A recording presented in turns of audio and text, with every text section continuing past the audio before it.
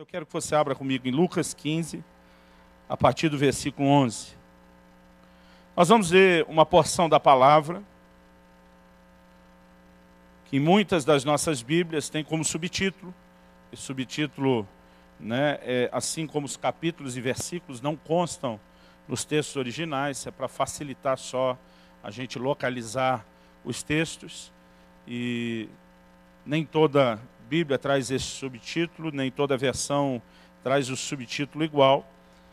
A que eu estou usando apresenta esse texto como sendo a parábola do filho pródigo. Eu prefiro chamá-lo de o filho perdido.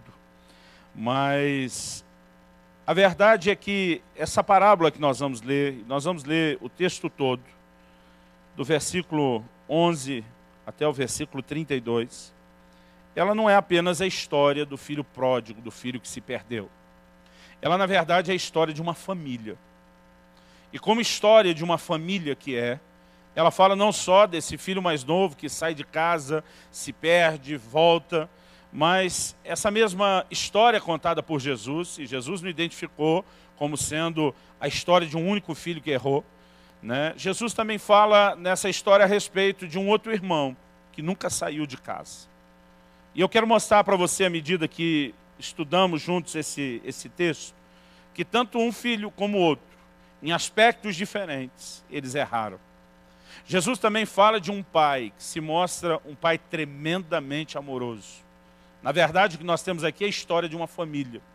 E apesar de falar um pouco também da atitude do pai, eu quero comparar um pouco o que esses dois irmãos fizeram, como eles agiram, e eu quero colocar como tema dessa minha mensagem hoje, perfil de dois irmãos.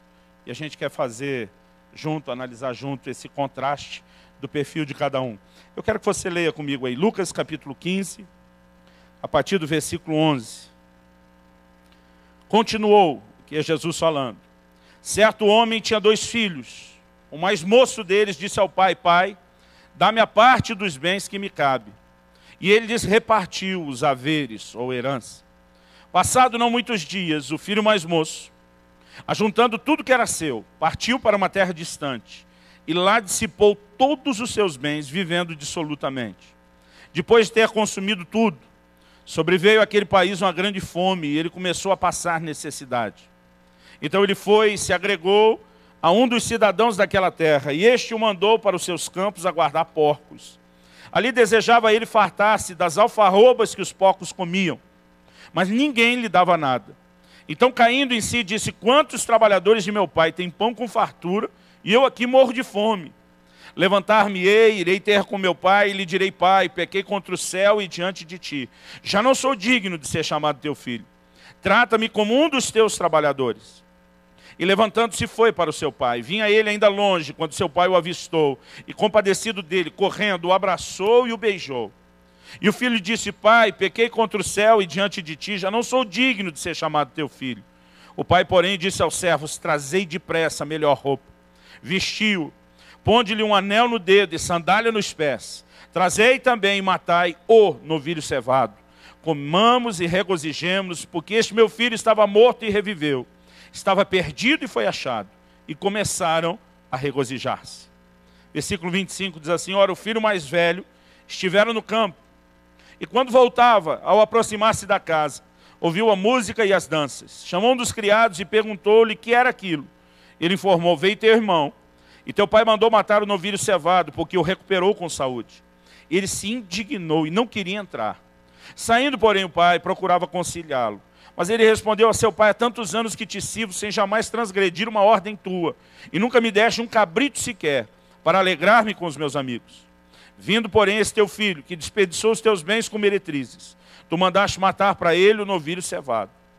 Então lhe respondeu o pai: meu filho, tu sempre estás comigo, tudo que é meu é teu.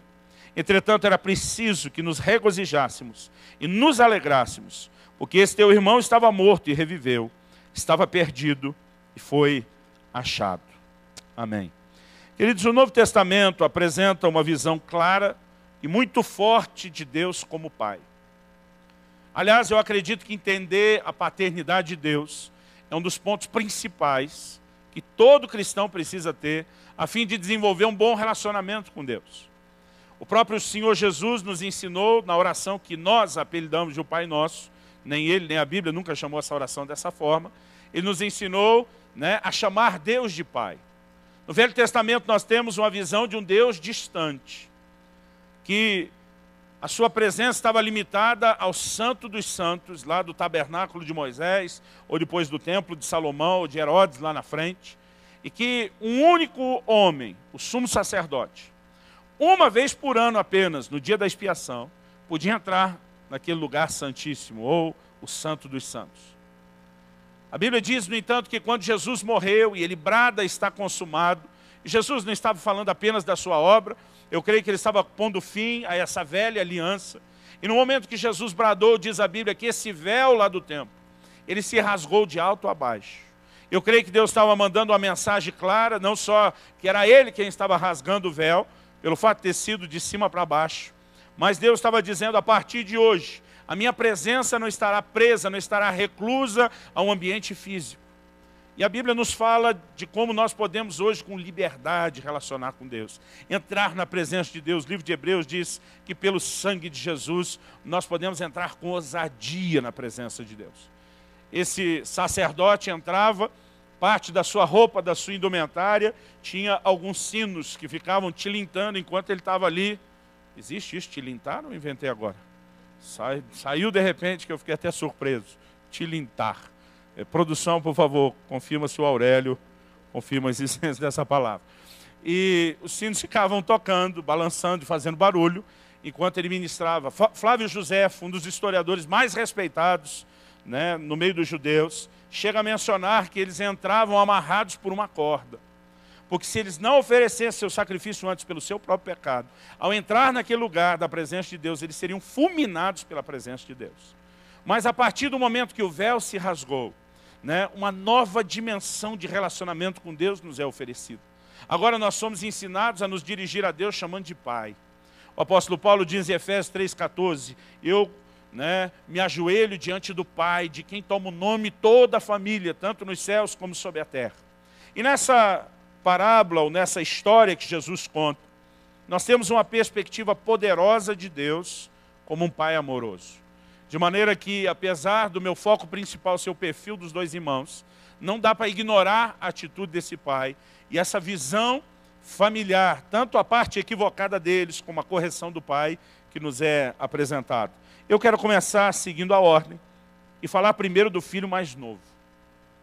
Depois, na ordem de exposição do próprio Jesus, eu vou falar sobre o filho mais velho, né? E por fim, a gente vai, antes de concluir, tecer algumas considerações sobre esse pai amoroso. O filho mais novo, ele é alguém que eu creio que a gente pode chamar de interesseiro.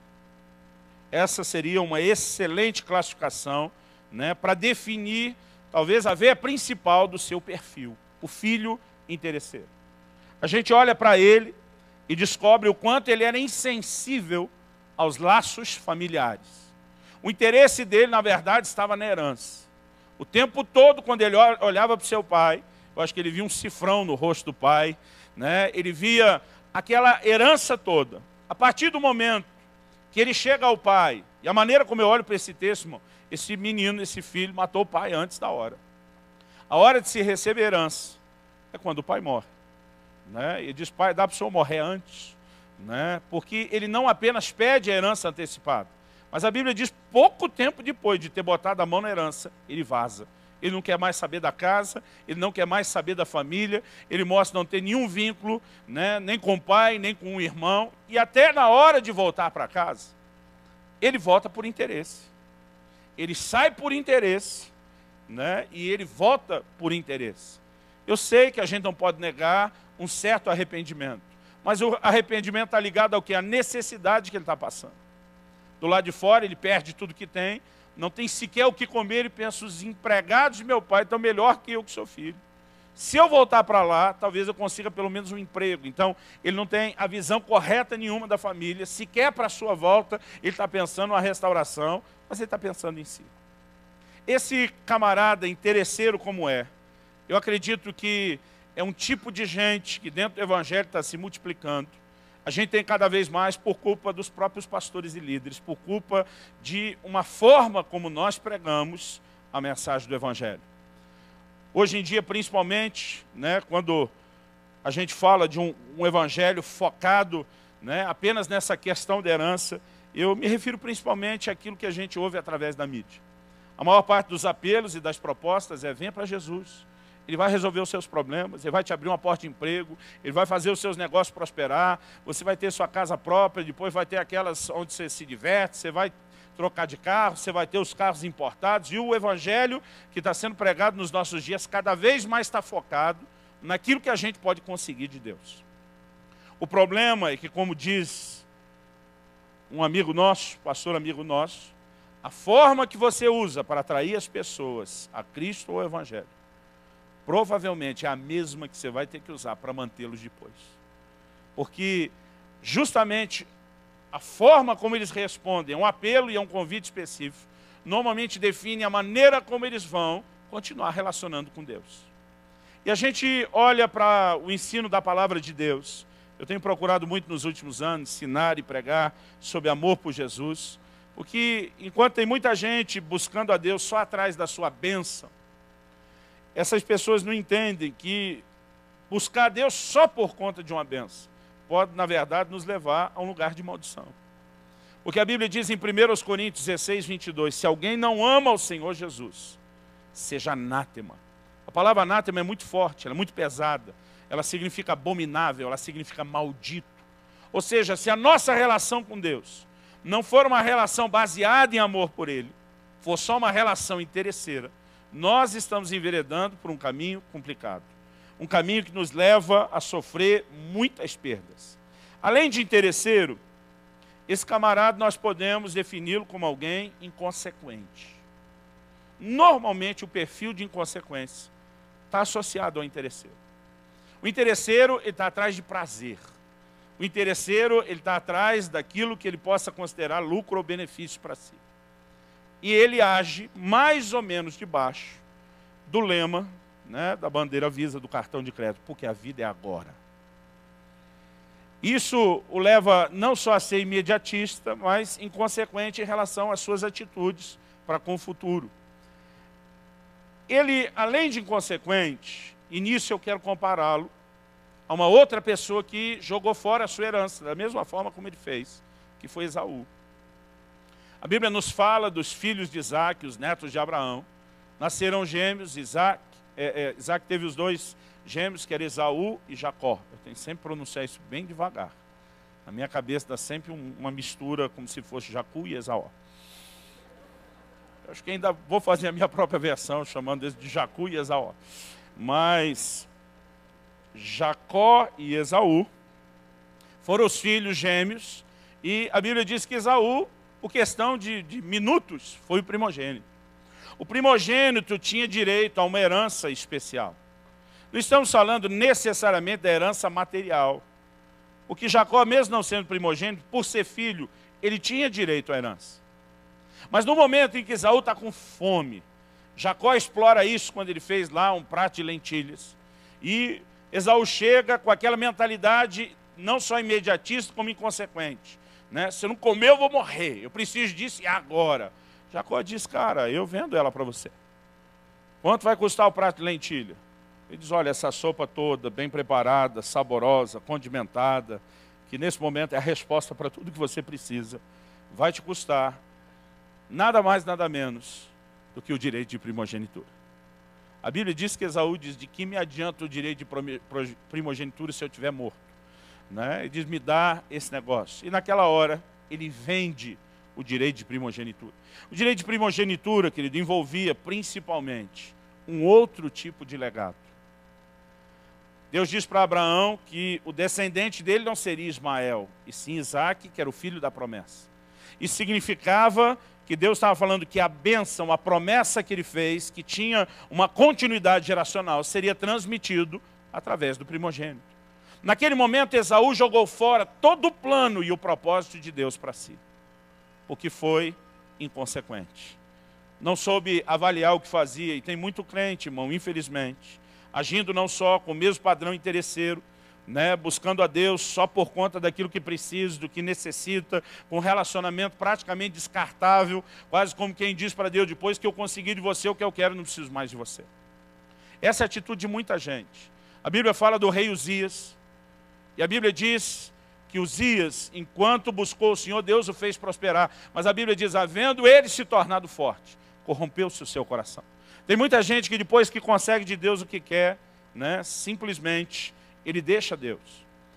A Bíblia fala de 10 leprosos que procuraram Jesus, os 10 foram curados. Um só voltou a agradecer. Jesus disse: cadê os outros 9? Com isso ele estava dizendo: eu esperava que eles estariam atrás de algo mais do que só aquilo que eles buscaram inicialmente. Eu olho para esse filho mais novo, e eu vejo não só essa veia interesseira, inconsequente, mas é interessante a ingenuidade dele. Alguém que gastou e nessa hora se encheu de amigos, tudo que tinha nas festas.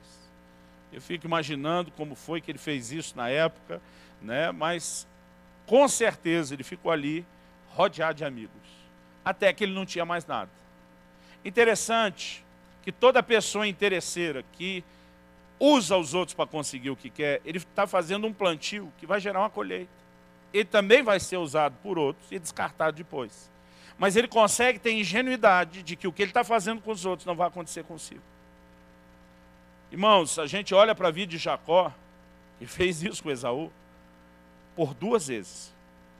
Mas depois a Bíblia diz que Labão, seu sogro, homem querido, aquele Labão, só no salário de Jacó, ele mexeu por 10 vezes enganando Jacó, sendo injusto com ele. Porque aquilo que a gente planta, a gente colhe. O que eu acho interessante é a ingenuidade de quem usa os outros, de achar que ele não vai ser usado.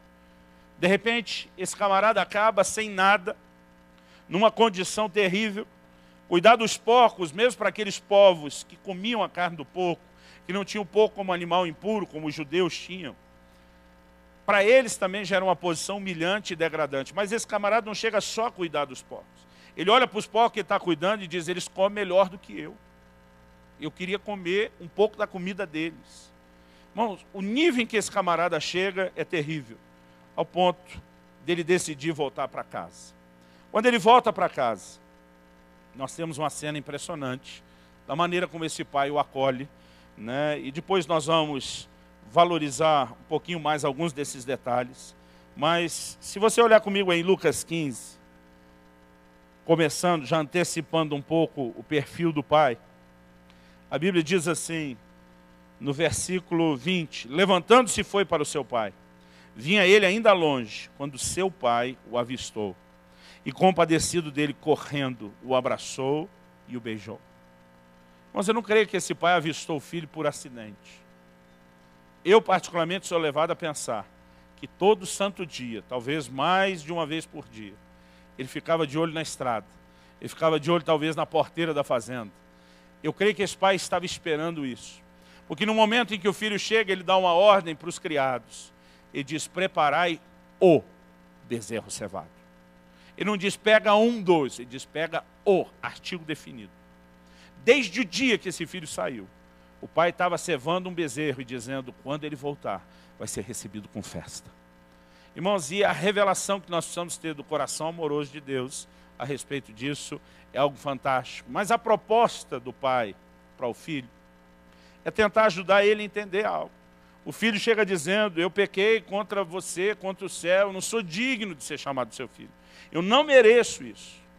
Então me trata como dos seus empregados. Com a forma errada com que ele sempre olhou a família, insensível aos laços familiares, ele propõe uma volta. O que eu quero é só um emprego, não quero mais ser filho. Aquele pai, de uma forma surpreendente, chama os servos e diz: traga um vestido, bote sandália nos pés dele, bote um anel, restaure a autoridade. Ele jamais vai ser tratado como um servo nessa casa, como um trabalhador qualquer. Ele vai ser honrado na posição de filho. Mas a proposta de cura que esse pai está trazendo, ao meu entender, para esse filho, é de levá-lo a entender a valorização do relacionamento familiar e o entendimento do que é um amor incondicional. Mas eu vou falar do pai depois.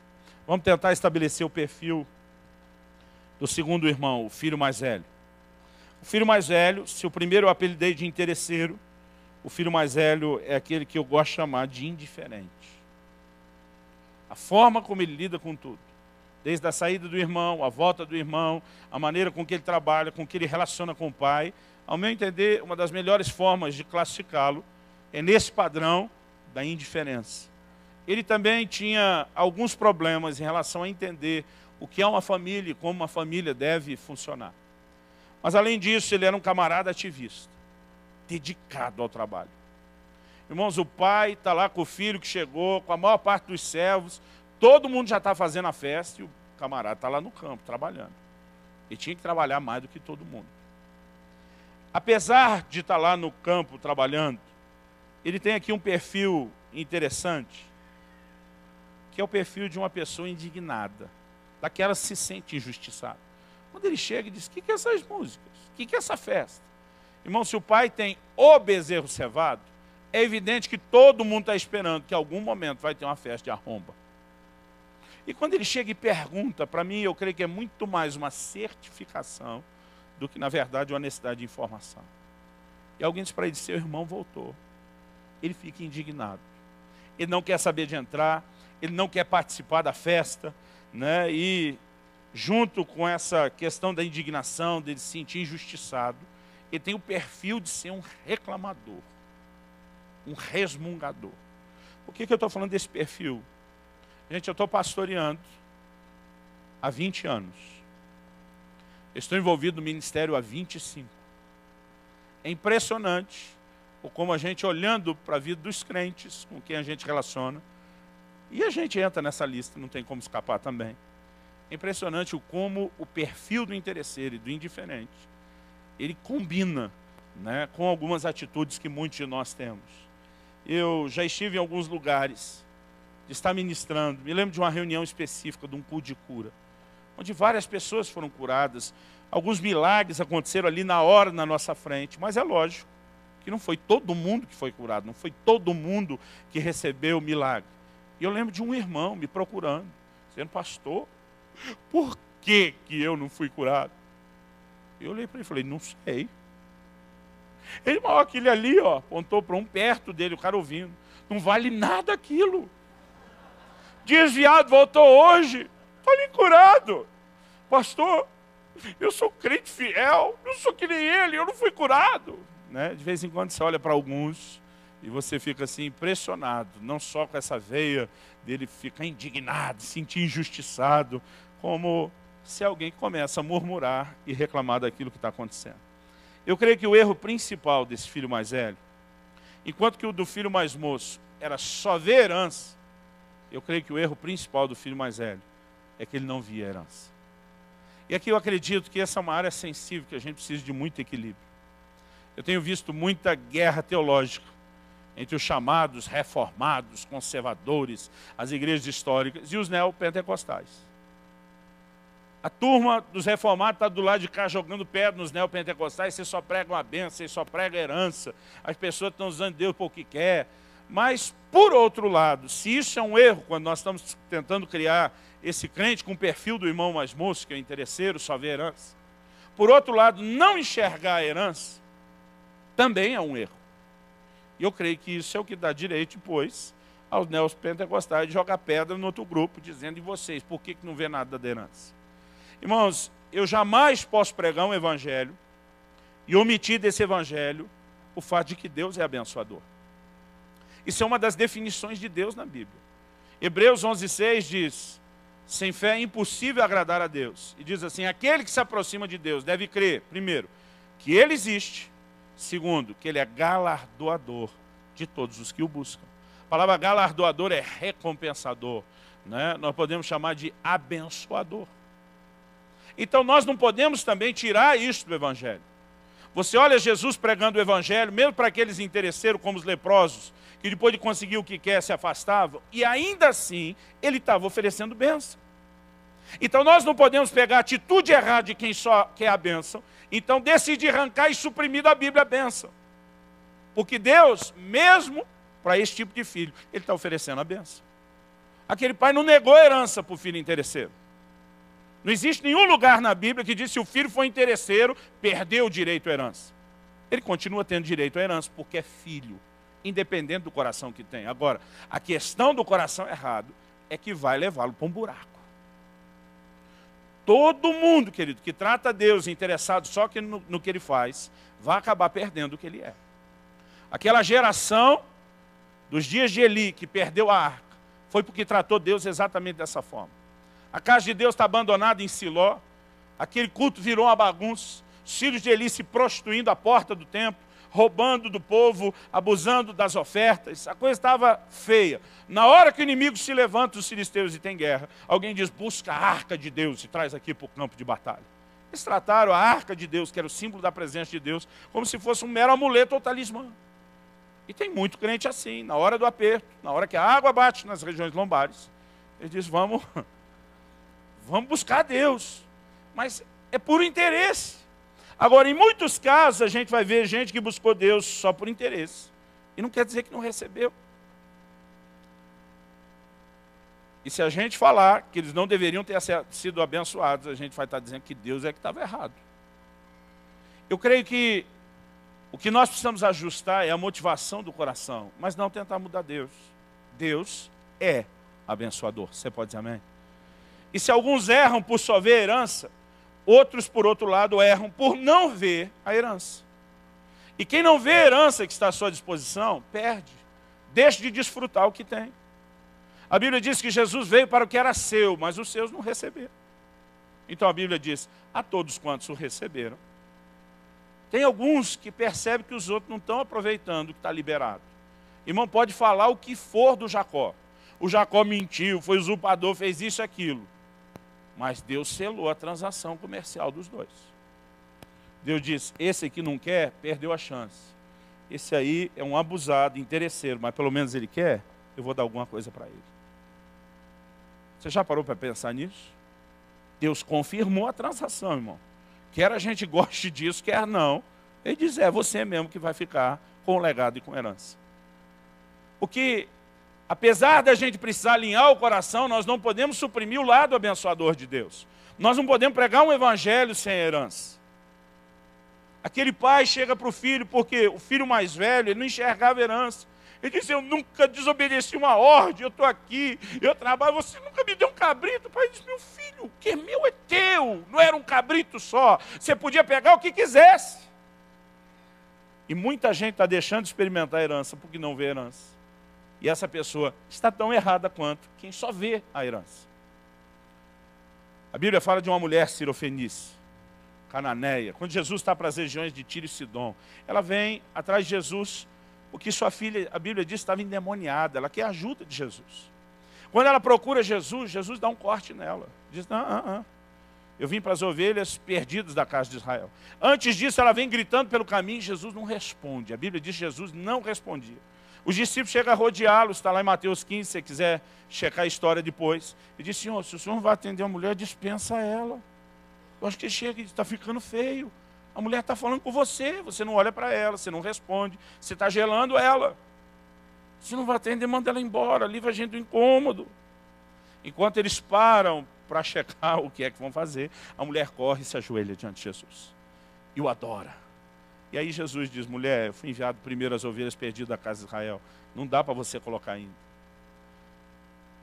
Ela, apesar de insistir, ela leva uma outra invertida. Jesus diz, não é lícito tomar o pão dos filhos e dá-los aos cachorrinhos. Irmão, eu sei que não dá para exagerar, que no outro dia um irmão falou, ô pastor, Jesus chamou a mulher de cadela. Eu falei, não, vamos devagar. A expressão cachorrinho aqui, ela é muito melhor do que quando a Bíblia fala de cão. Né? Quando fala do cão, é um termo assim, praticamente já o cão selvagem. O cachorrinho ali era um animal de estimação da casa, da família, era benquisto. O que Jesus está dizendo é o seguinte, você frequenta a casa, você divide a mesma casa com o resto da família, mas você não é família. Os judeus têm um direito, por aliança, através de Abraão, de serem priorizados nesse momento. Você, como gentia, não tem o mesmo direito. Há uma herança que já foi estabelecida e definida para eles através de Abraão. E você, querido, está fora. Tem gente que insiste em botar o cachorro como parte da família. Tive que doutrinar algumas pessoas lá na minha casa.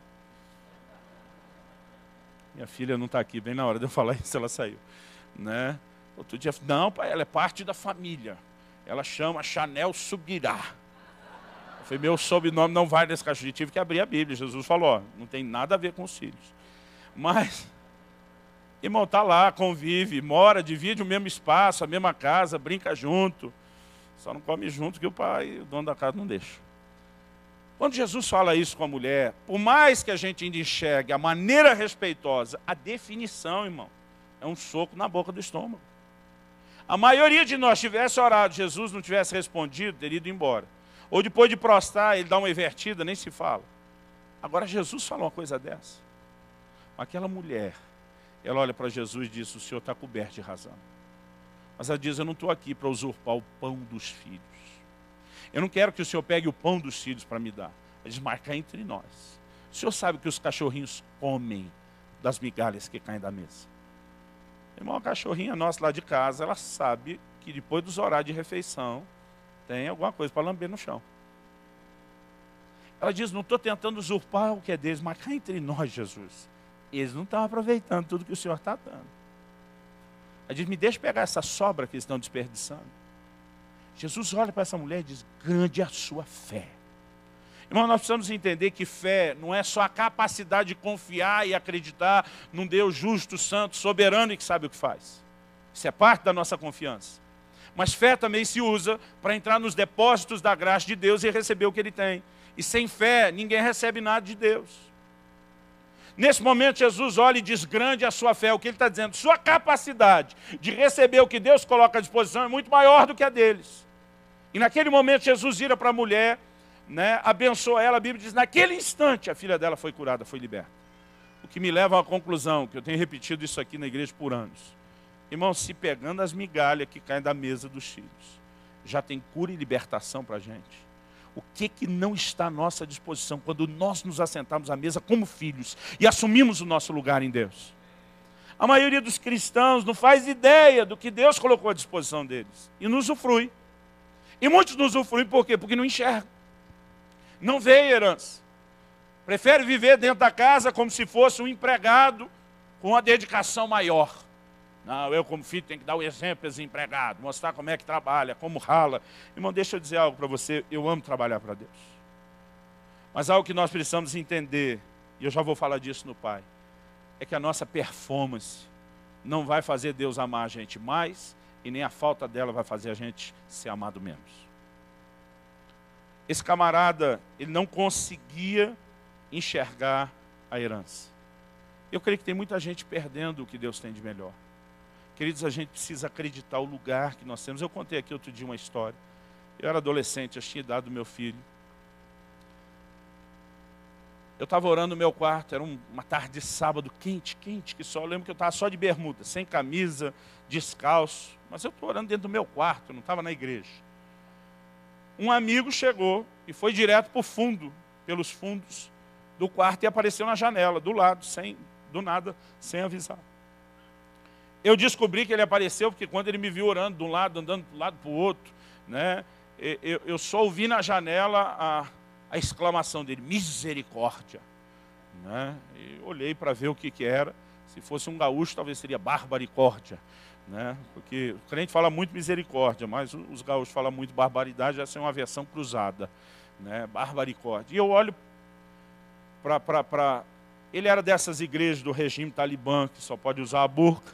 Né? E ele estava impressionado dos trajes que eu estava orando. Aí eu olhei para ele e falei, o que foi? Ele falou para mim, você sabia? Se você marcasse uma audiência com o presidente da República, você não poderia aparecer de qualquer jeito lá no Palácio do Planalto. Você teria que ir muito bem vestido, talvez de terno e gravata, senão não seria recebido.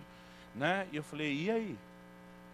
Eu falei, como é que você chega diante de Deus, a maior autoridade, desse jeito? Eu falei, bonitão, se você fosse filho do presidente da República, você podia chegar do jeito que eu estou, suado, sujo de uma partida de futebol, ainda correr, dar um abraço e pular no colo. Eu falei, o problema é que você vê Deus como estranho. Eu não. Nós precisamos entender, querido, que é esse nosso lugar como filhos. Eu não estou fazendo nenhuma apologia, querido, à irreverência ou ao desrespeito. Mas nós precisamos entender o lugar que nós temos, a herança que nós temos. Eu, de vez em quando, irmão, eu gosto de curtir o meu momento com Deus e dizer, Deus, é tão bom saber que eu chamo sua atenção. Eu já contei isso aqui antes. Teve um dia que eu estava num voo, voltando de algum lugar, onde estava pregando.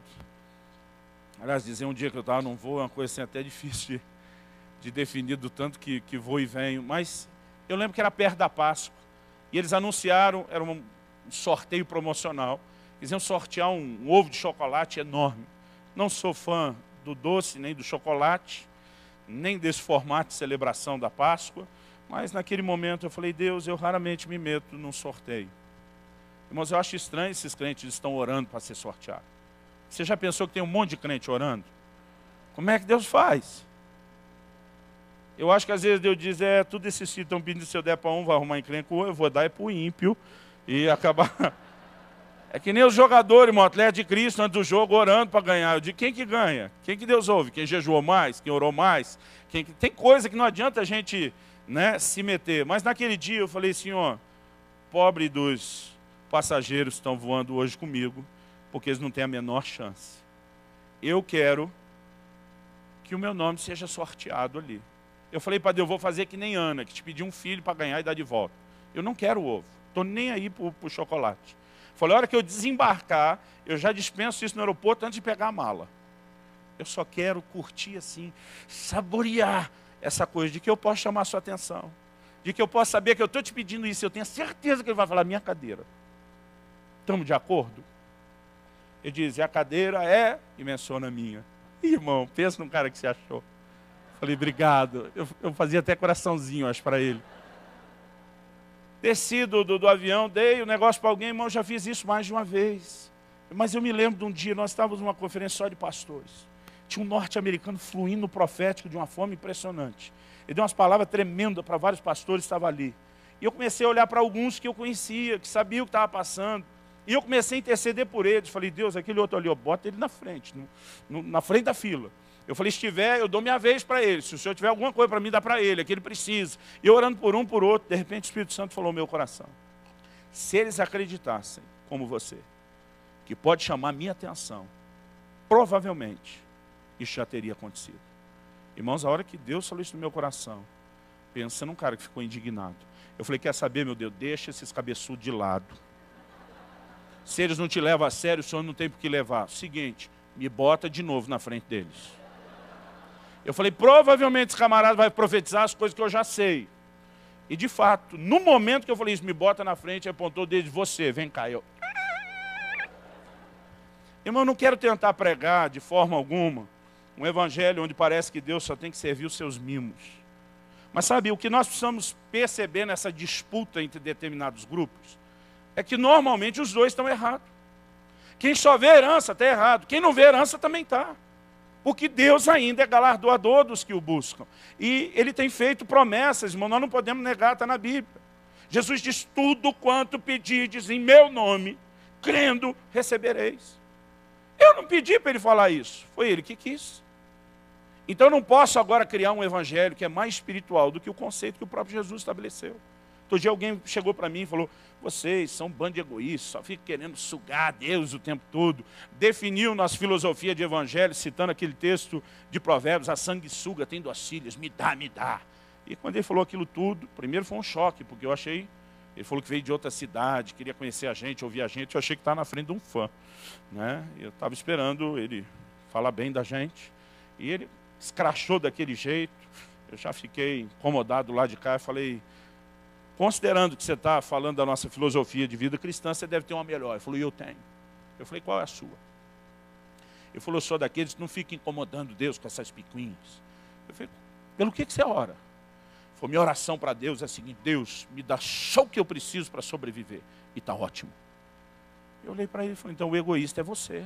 Não, de jeito nenhum, vocês ficam pedindo as coisas. Eu falei, você sabe qual é a definição de egoísta? Não confunda egoísta com pidão. Você me acusou de ser egoísta. Egoísta eu não sou. Pidão eu admito. Agora, egoísta é você. Eu falei, tua boca te condena. Se você pede só o que você precisa para sobreviver, você nunca vai ter nada para dar para ninguém. Eu falei, sabe por que eu sou pidão? Porque eu entendi um princípio. Deus não quer só me abençoar. Ele quer fazer de mim um abençoador. Ele disse para Abraão, eu farei de ti uma bênção. Ele não diz só eu te abençoarei. Deus diz eu te abençoarei, mas ele diz eu farei de ti uma bênção. Deus quer que ele trazer coisas na minha e na sua vida para que a gente transborde na vida de outros. Em Efésios 4, 28, Paulo diz aquele que antes roubava, agora não roube mais. Antes trabalhe, fazendo com as mãos o que é justo, para que tenha o suficiente para si e para socorrer ao necessitado. Irmãos, não consigo olhar para isso na Bíblia e achar que Deus quer dar só o suficiente para que a gente sobreviva. Irmão, Deus quer dar mais do que você precisa. Agora, o que Ele não quer é que você transforme isso numa represa, segurando só para você. A razão para Deus te dar mais do que você precisa é para que você seja como o leito de um rio. A água entra, a água sai, não para de entrar, não para de sair. Mas eu creio, querido, que há um lugar onde nós podemos entrar em Deus e usufruir a nossa herança.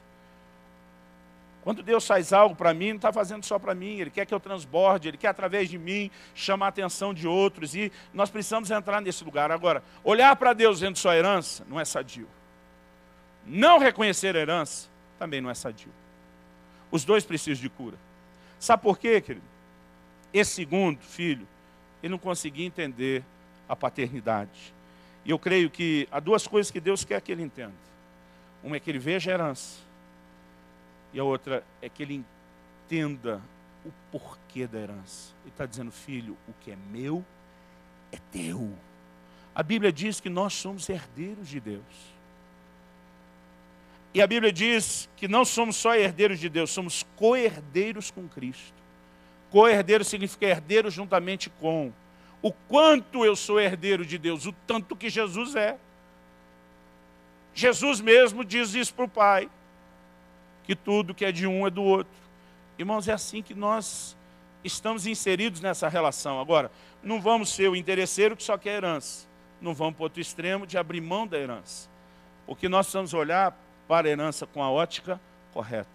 Quem nós somos diante de Deus. Sabe o que eu lamento, querido? É que muita gente não consegue entender valores como, por exemplo, a eleição.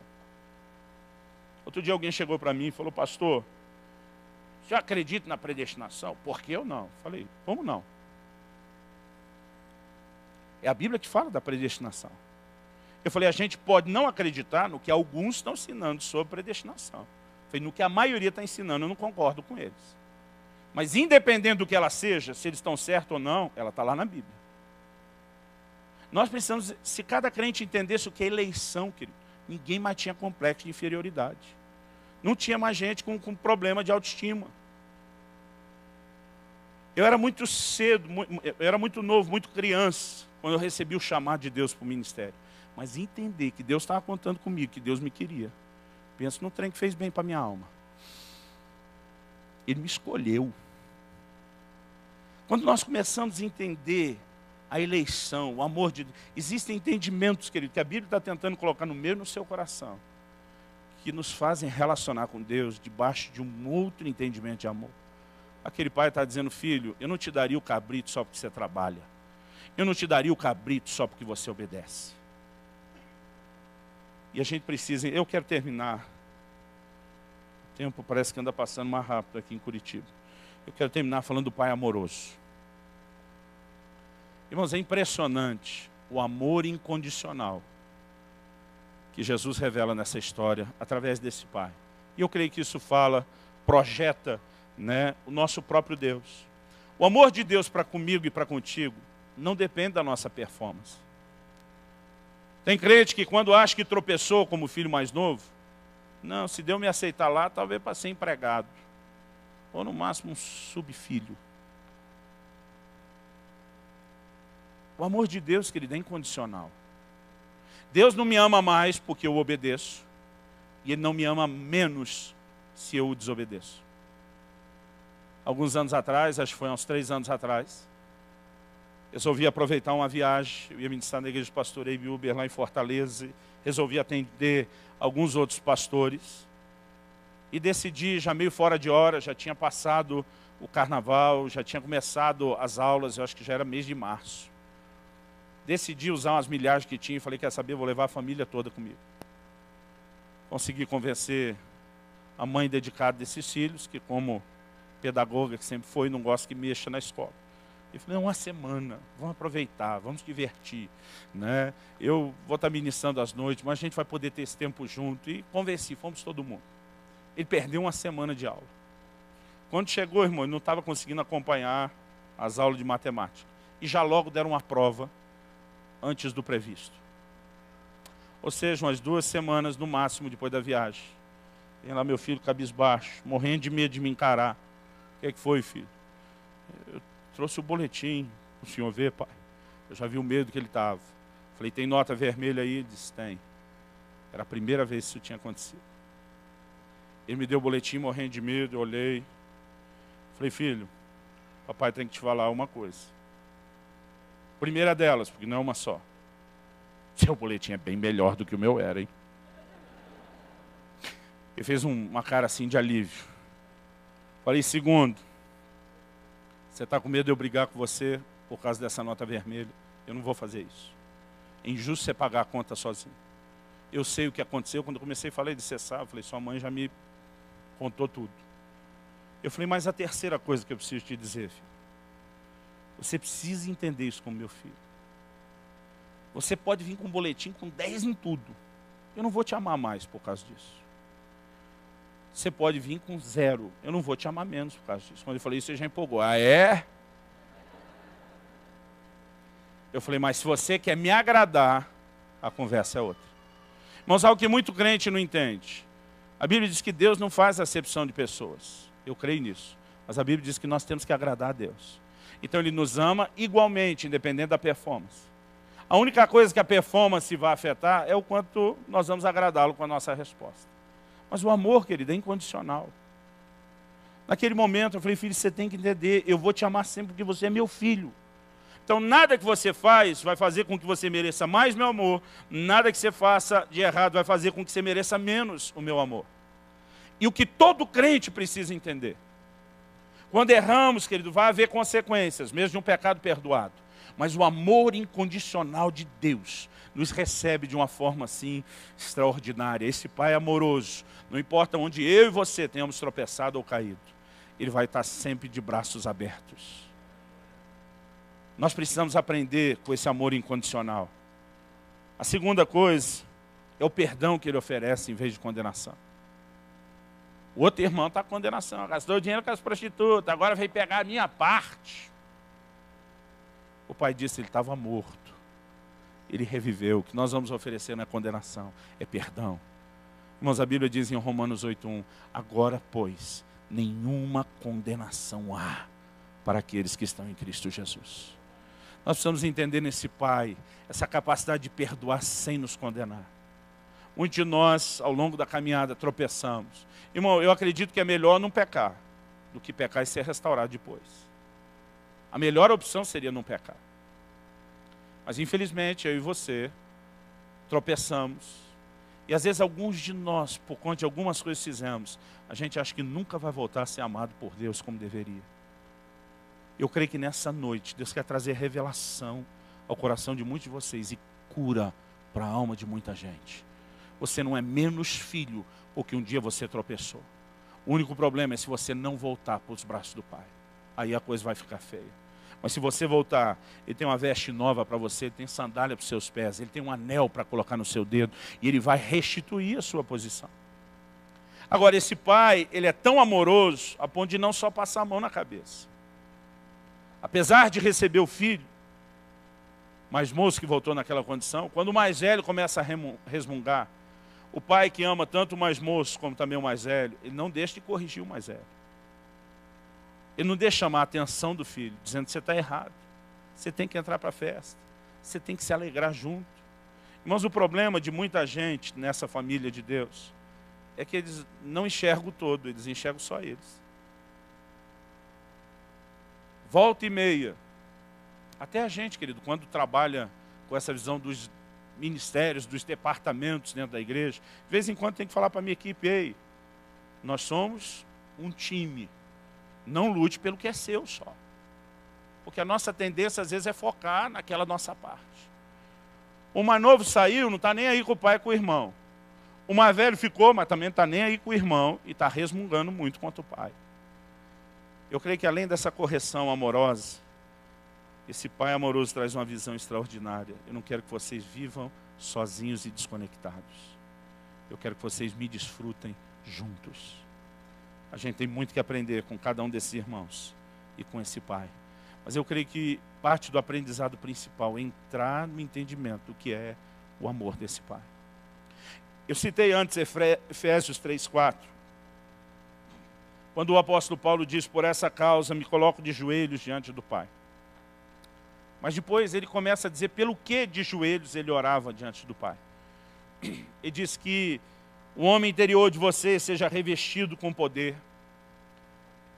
Ele diz que Cristo habite pela fé nos vossos corações. E ele diz assim, que vocês possam entender qual é a largura, qual é a altura, qual é a profundidade, qual é o comprimento, todas as dimensões do amor de Deus, que excede todo entendimento. Ele está dizendo, a relação com o Pai se consolida quando nós entendemos quem é esse Deus amoroso. Outro dia alguém me perguntou, pastor, o senhor não tem medo de errar no ministério? Eu falei, irmão, eu não tenho medo, eu tenho certeza que eu vou errar. Eu falei, não tem como eu não errar. Às vezes, na maior das boas intenções, a gente erra. Toma uma decisão que depois você diz, porra, que eu peguei esse caminho, não aquele. Né? Já fiz tanta coisa, irmão, no ministério, que eu tenho certeza que Deus sorriu. Mas já fiz algumas que ele... não tive nem coragem de olhar para ele. Alguém perguntou, você não tem medo? Eu falei, irmão, não tenho medo, eu tenho a certeza que eu vou errar. Agora, o dia que eu estiver diante dele, eu vou olhar nos olhos dele e vou dizer para ele, você sabe que eu fiz meu melhor. Irmãos, eu não estou preocupado se ele vai me amar mais ou menos pela minha performance. Eu quero agradá-lo como uma resposta. Esse filho mais velho, ele era praticamente um escravo na casa. Mas era escravo da sua própria ignorância, da sua própria visão errada de Deus. Eu não trabalho para tentar agradar a Deus.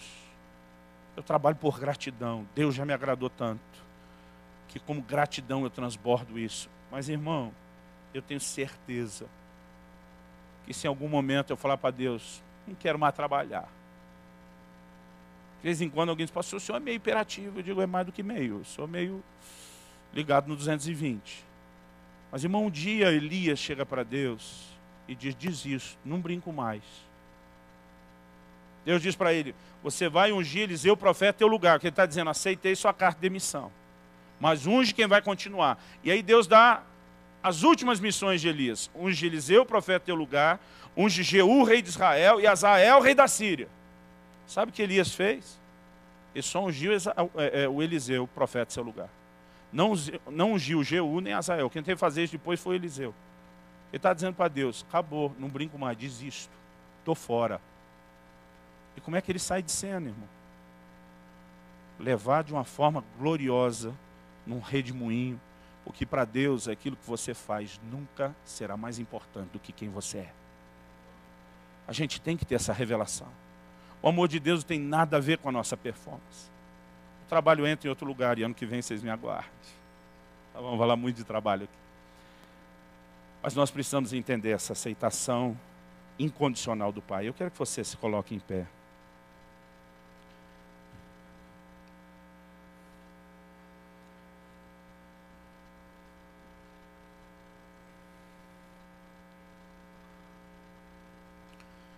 Nós tivemos um tempo muito gostoso hoje pela manhã, diante de Deus, recebendo cura para o nosso coração, recebendo uma visão, uma perspectiva nova, nos derramando diante de Deus. E eu quero que a gente possa fazer isso agora. Eu gostaria que você esquecesse quem está perto de você, a sua direita, a sua esquerda. Eu gostaria que você começasse a orar. Eu não sei a medida que nós traçamos o perfil desses dois. Onde é que você se viu? Eu confesso que já tive momentos onde eu era o filho mais velho. Eu não via a herança de jeito nenhum. Eu já tive momentos onde depois de descobrir a herança, eu comecei a ficar muito interessado na herança. A gente, na verdade, pode se identificar com um, com outro. Em aspectos da nossa vida, a gente vai olhar, nessa hora foi esse, naquela outra hora foi aquele. Mas o mais importante é que você entenda E onde quer que você se identifique com qualquer um dos dois, o que você precisa é da revelação desse Pai amoroso. Você pode dizer amém?